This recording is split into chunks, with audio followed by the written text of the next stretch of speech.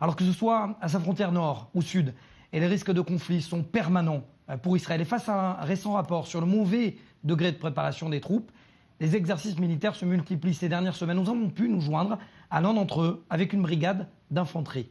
Regardez. Être prêt le moment venu. Car face aux tensions tant dans le sud que dans le nord du pays, l'état-major militaire en Israël a décidé de multiplier et surtout de durcir les entraînements. Ici, les commandos Kharouv de l'infanterie en plein exercice dit semaine de guerre.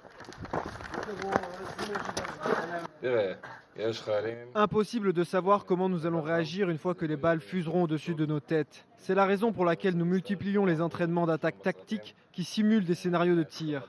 Faire preuve d'excès de confiance, c'est dangereux et stupide. Personne n'a envie de se lancer comme Rambo dans une maison, c'est pour ça que nous travaillons en équipe. Car selon un récent rapport du général de réserve Brik, l'armée israélienne ne serait pas prête en cas de guerre généralisée. Levée de bouclier au sein du cabinet du chef d'état-major, le général Gadi Eisenkot, pour qui ces hommes n'ont jamais été aussi préparés à un conflit. Toi, tu viens avec moi. Il faut poser un explosif sur la porte d'entrée de la pièce. Elle est bloquée. Il ne faut donc pas négliger les mises en garde des anciens officiers, selon l'ex-général Noam Tibon. Un tel rapport, eu égard à ce qui s'est passé avant et pendant la guerre du Kippour et émanant d'un tel officier, doit être pris très au sérieux. Et je pense que l'état-major doit travailler main dans la main avec le général Brik plutôt que de le considérer comme un ennemi, pour comprendre et pour trouver une solution à ce qui ne va pas. Dans cet exercice, les soldats doivent prendre le contrôle d'un complexe et faire face à toutes sortes de terroristes potentiels.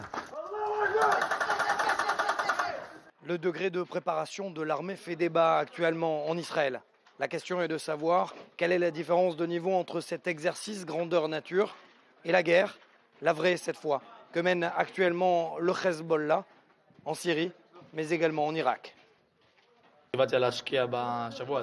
La possibilité d'une guerre nous motive d'autant plus. On ne prend pas cet entraînement à la légère, parce qu'il peut y avoir un conflit dans une semaine et on sait que tout ce que l'on apprend peut aider. Cet exercice peut nous sauver la vie.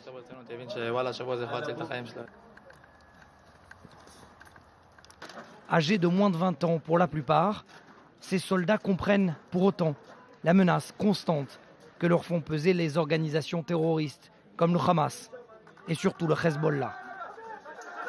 Je sais que nous avons été touchés. Laisse tomber les blessés pour le moment. Neutralise le terroriste, neutralise-le. Et c'est depuis Paris